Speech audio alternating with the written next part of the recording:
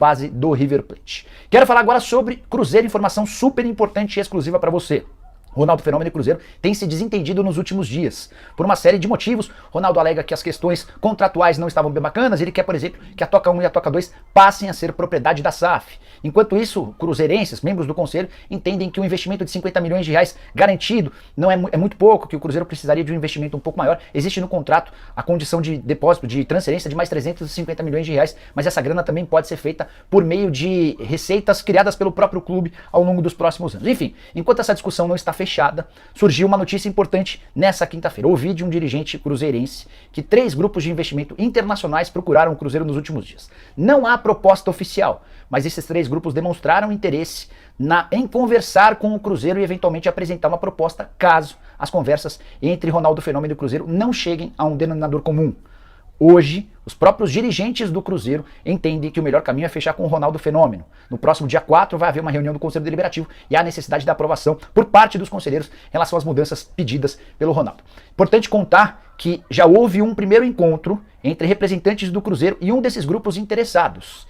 Esse grupo que tem interesse em comprar o Cruzeiro é um grupo americano e essa reunião aconteceu recentemente em maio. Vídeo falando sobre o atacante Caio Dantas, que desembarcou nessa quinta-feira no aeroporto de Confins, em Belo Horizonte, para assinar contrato com o Cruzeiro até o final da Série B. Vale lembrar que eu já tinha informado, para vocês, essa notícia aqui já tem um pouco mais do que 8 dias, que ele já seria reforço do Cruzeiro para a próxima temporada.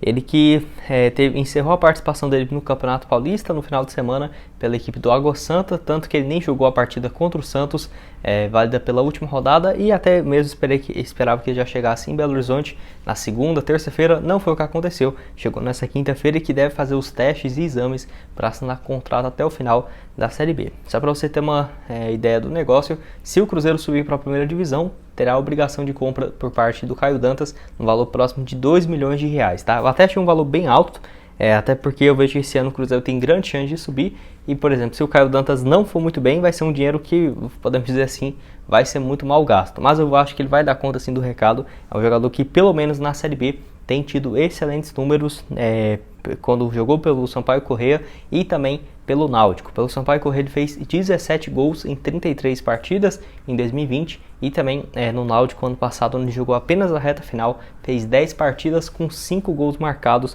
e 2 assistências. Jogador que não é mais jovem, tem seus 29 anos de idade e tem contrato com a Água Santa até dezembro de 2024.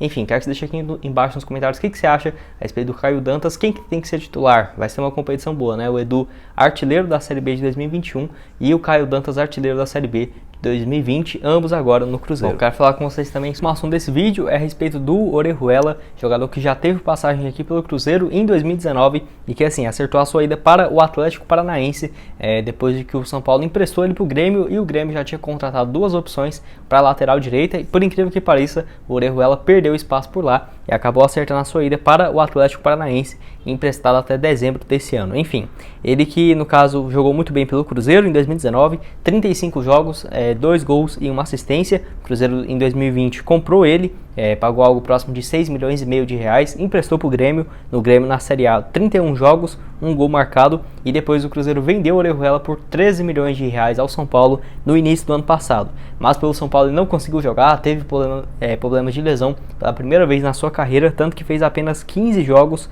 1 gol marcado e 1 assistência. Nesse ano foi emprestado para o Grêmio, que ele ganhava algo próximo de 250 mil por mês pelo Grêmio, fez 8 partidas, mas estava perdendo bastante espaço pelo Grêmio e até ambas as partes chegaram a um acordo para o Atlético Paranaense assumir esses vencimentos do jogador, e ele assinou até, no caso, até o final dessa atual temporada. Eu vejo que o Cruzeiro poderia ter tentado a sua contratação, tanto que ele foi para o Grêmio, Então o Grêmio também está com uma condição financeira um pouco melhor, mas também está na segunda divisão, assim como o Cruzeiro, e o Orejuela seria uma boa opção para jogar de lateral direito e também de ponta. Você vai lembrar que no caso, no final de 2019, ele fez algumas partidas jogando ali como um ponta direita e até que foi bem. Na minha opinião, o Cruzeiro poderia ter procurado ele, por exemplo, no início da temporada. Vídeo falando sobre o Douglas Santos, ponta direita de 23 anos de idade, que pertence ao Atlético e que foi um dos nomes especulados no Cruzeiro nessa atual temporada, Vale lembrar que o Douglas está muito bem realmente pela equipe do Atlético, um dos destaques que inclusive,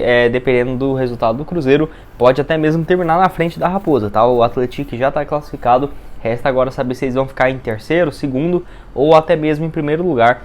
Não se sabe ainda porque depende de uma sequência de resultados que eu já trouxe para vocês aqui no canal. Mas enfim, falando sobre o Douglas Santos, ele que nesse ano pelo Atlético tá fazendo uma boa campanha, tá? 9 partidas, 2 gols marcados e uma assistência. Vale lembrar que, no caso, o site Bola VIP que estipulou, no caso, especulando a contratação do Douglas Santos como uma das alternativas de ponta, que o Cruzeiro claramente tem buscado algumas alternativas no mercado, mas tem barrado na pedida dos clubes, sempre muito fora da realidade financeira do Cruzeiro hoje. Enfim, ele que na temporada passada jogou pelo Londrina no início do ano, onde ele pertencia ao São Bernardo de São Paulo, fez 28 partidas, 4 gols marcados e uma assistência, jogou a reta final da Série D, se não me engano, pela Jacuipiense, e por lá fez 6 jogos, nenhum gol marcado, acabou voltando, acabando esse empréstimo dele, depois que ele saiu do Londrina e acertou com o Atlético, onde tem bons números até aqui.